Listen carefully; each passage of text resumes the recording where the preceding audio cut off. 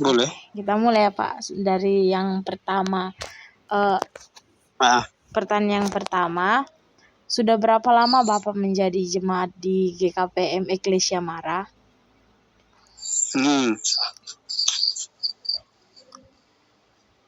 Sudah 62 tahun. Oh, 60. Berarti sejak lahir itu ya Pak? Iya. Oh iya ya. Jelas. Sudah sejak lahir. Oke, yang kedua, apakah Bapak pernah mendengar tentang persepuluhan?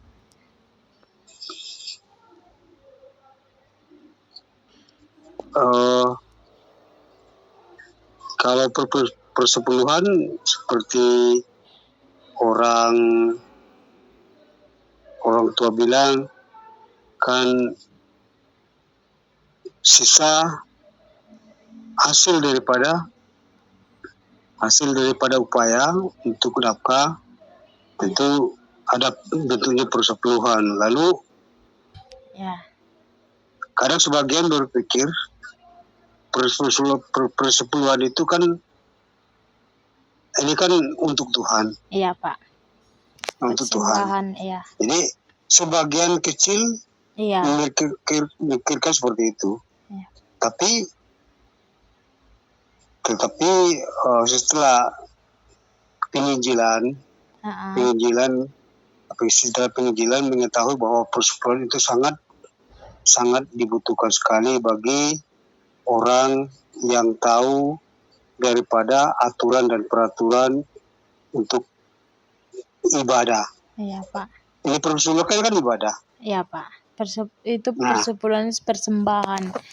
Ya seperti yang Bapak sampaikan tadi, yang diberikan untuk Tuhan. Sebagian kecilnya gitu yang Bapak sampaikan tadi. Iya. Oke. Berarti itu tadi ya Pak, menurut Bapak persepuluhan itu sebagian kecil yang disisihkan untuk Tuhan. Iya Pak, persembahan dari hasil dari upaya kerja gitu ya Pak. Upaya bekerja yang didapatnya gitu. Oke Pak. Oke. Jadi Pak, selama beribadah di GKPM Mara, apakah Bapak sudah pernah mendengar pengajaran tentang persepuluhan disampaikan di gereja tersebut, di gereja GKPM Eklesia Mara? Pernah. Oh, sudah pernah. Pernah. Oke. Sering Pak atau jarang atau mungkin hanya sekilas gitu? Itu perlu ini kan penginjilan bagi jemaat pengurus gereja, baik itu pendeta maupun pengurus jemaat, sering juga mengatakan seperti itu. Akhirnya para anggota jemaat sebagian dapat memahami apa yang telah disampaikan oleh penatua. Artinya dia baru tahu sadar bahwa persepuluhan itu sangat perlu. Iya Pak. Sangat perlu. Iya Pak. Oke. Pertanyaan selanjutnya Pak, ini membuka Alkitab. Ini soal persembahan persepuluhan yang ada di kitab Maleakhi 3 ayat 6-12. Kalau ada Alkitab nggak apa-apa dibuka. Oke.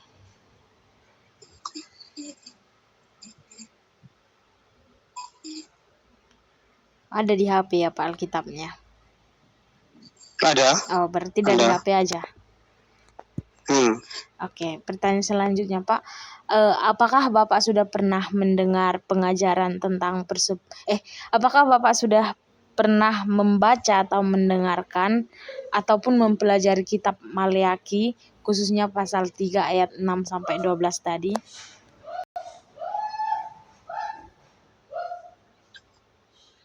Apa-apa saja bunyinya gitu. Gimana Pak? Apa-apa saja bunyinya. Yang disampaikan Maleakhi di kitab Maleakhi itu. Nggak apa-apa Pak, dibuka dulu. Siapa tahu udah pernah dibaca sebenarnya kan, cuman lupa ini alamatnya. Ada kitabnya di HP Pak. Ada. Oh, bisa nih. Kalau di HP ada juga. Oh ya, bisa dibuka aja, nggak apa-apa Pak, dibuka. Enggak. Belum kalau ada diganggu mungkin ini. Gimana Pak? Ada terganggu atau apa? Enggak apa-apa kalau dikembalikan terus dibuka Alkitabnya, nggak apa-apa Pak, nggak terganggu. Hmm. Ah, bisa.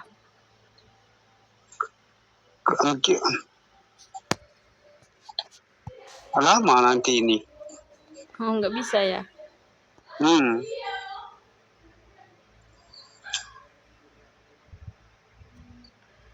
Oke. Oke. Yang apa? Pertanyaan yang lain. Oh, ya. Masih di dalam Alkitab juga gitu. Oh ya. Masih ini Pak, kalau Bapak pernah membaca dari Maleakhi itu yang pasal 3 ayat 6 sampai 12 itu berbicara tentang pembayaran persembahan persepuluhan menyenangkan hati Tuhan. Menyenangkan hati Tuhan. Iya. Bisa dibuka Pak Alkitabnya.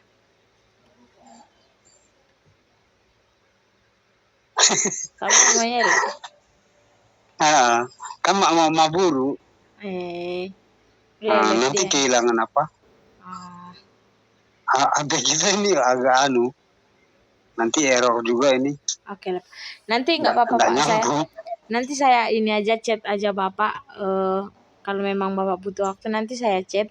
Nanti Bapak boleh buka kalau udah ada waktu, buka kitab Maleakhi itu. Terus Maleakhi berapa itu? Iya, Maleakhi 3. Nanti saya cek Maleakhi 3 ayat 6 sampai 12. Ayat 6 12. Iya, Maleakhi. Boleh. Nanti bentar Pak. Ayat 6 sampai 12. Nah, nanti pertanyaan 12, selanjutnya itu Pak, kalau Bapak masih butuh waktu membaca nggak apa-apa. Ini pertanyaannya. Apakah yang Bapak pahami atau bagaimana pemahaman Bapak mengenai persepuluhan yang ada di Maleakhi 3 ayat 6 sampai 12?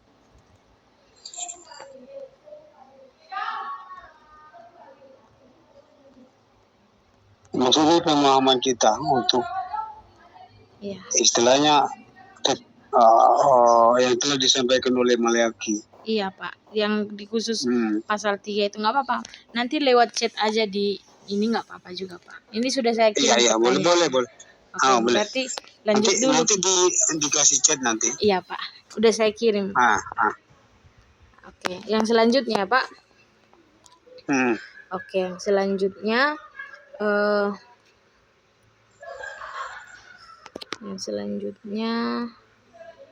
ini masuk ke masalah persembahan Pak. Yang pertama itu bagaimana kebiasaan Bapak selama ini dalam memberi persembahan di gereja?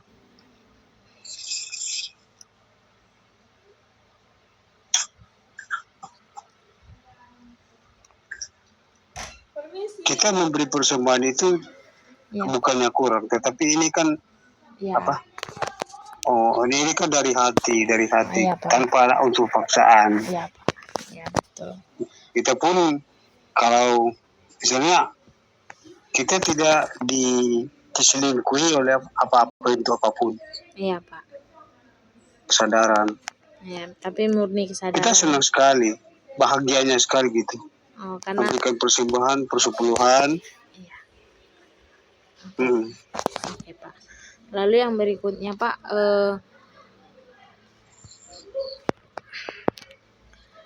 selama ini apa yang menjadi motivasi utama Bapak dalam memberi persembahan? Apakah itu hanya kewajiban atau ucapan syukur atau bentuk iman? Iman dan bersyukur. Oh ya, sebagai ucapan syukur dan iman ya Pak. Syukur. Iya.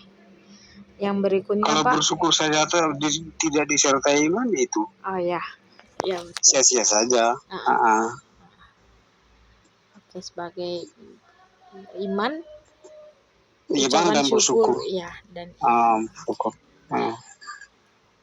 Lalu yang berikutnya, apakah selama ini dalam memberi persembahan Bapak sudah menyisihkan atau hanya sekedar menyisakan? Beda ya Pak, yang sudah disisihkan itu berarti sudah dipisahkan atau Ya, disisakan gitu. memang sebetulnya seperti yang kita mengatakan harus disisihkan. Iya Pak. Tahulah keadaan kita kan. Iya Pak. Nah, itu tahulah keadaan kita, tapi bentuknya harus disisihkan. Iya. Seperti yang kita ketahui itu. Iya Pak, seharusnya. Jangan hanya seharusnya seperti itu. Jangan hanya setelah sisanya baru dikasihkan sama Tuhan. Oke. ah, Ya, memang secara alkitabiah seperti itu ya, firman Tuhan mengatakan ya persembahan itu iya. harus dikhususkan atau disisihkan untuk Tuhan. Oke. disisihkan. Ya. Oke, tadi kan Pak kita berbicara tentang persepuluhan. Oh, persepuluhan ini mengarah kepada 10% dari pendapatan kita. Sebagian kecilnya dari pendapatan kita. Nah, selama ini kan kita lihat di Mara itu konsep persepuluhan ini belum diterapkan gitu. Jadi ya belum diterapkan. Masih jauh sekali. Ya, betul sekali Pak. Jadi menurut Bapak, apakah kondisi ekonomi itu juga berpengaruh terhadap kesetiaan jemaat dalam memberi persepuluhan? Ini berbeda ya Pak, persembahan dengan persepuluhan, yaitu tadi 10% itu yang dikhususkan atau disisihkan untuk Tuhan. Makanya kan diberikan motivasi. Ya. Artinya memberikan persepuluhan itu tanpa paksaan, tanpa pihak manapun yang memaksa. Tapi kadang kita ini seperti yang saya katakan itu hanya sisa saja yang diberikan. Seharusnya harus disisihkan. Oh iya Pak. Tetapi ini kan istilah bagi Tuhan kan tahu bagaimana bentuk umatnya di dalam hidup ini. Iya Pak.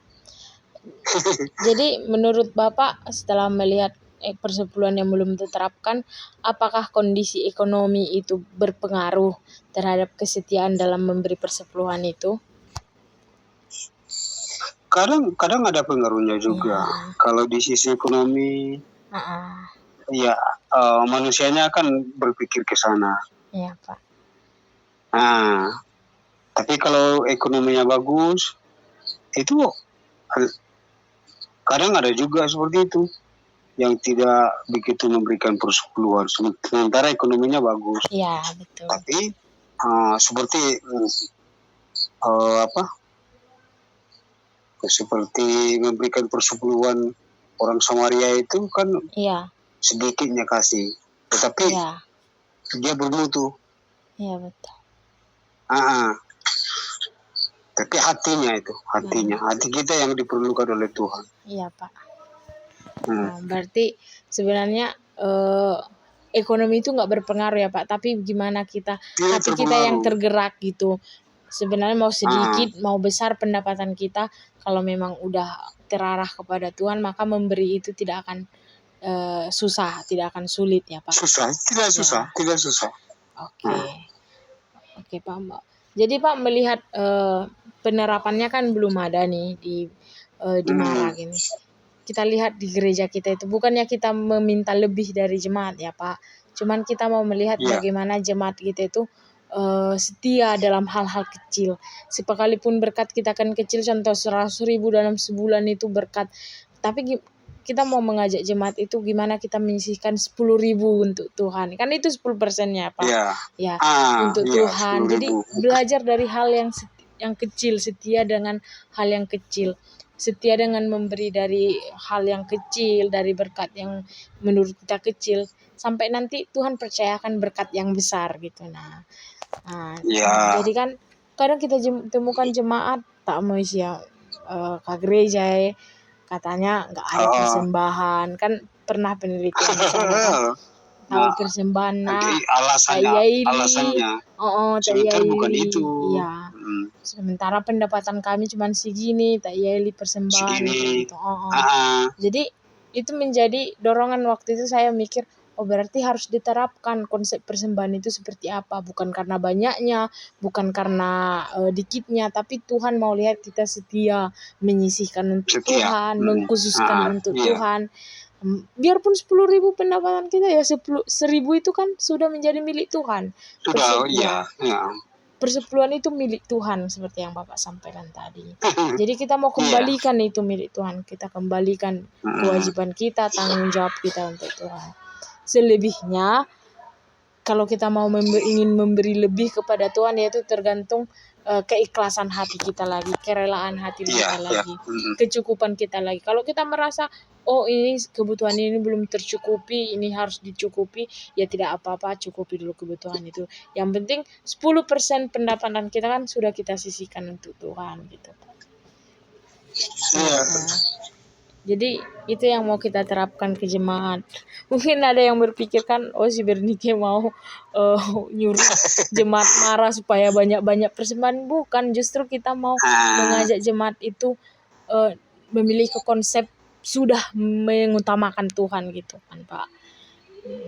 Jadi melalui pendapatannya sedikit pun ya kalau udah diutamakan Tuhan udah disisihkan. Oh ini untuk persembahan hari Minggu. Ya mungkin sebagian ini untuk persembahan hari Minggu tidak diganggu lagi, ini diserahkan kepada Tuhan. Nah kita mau tanamkan konsep itu kepada jemaat gitu. Itu sih Pak.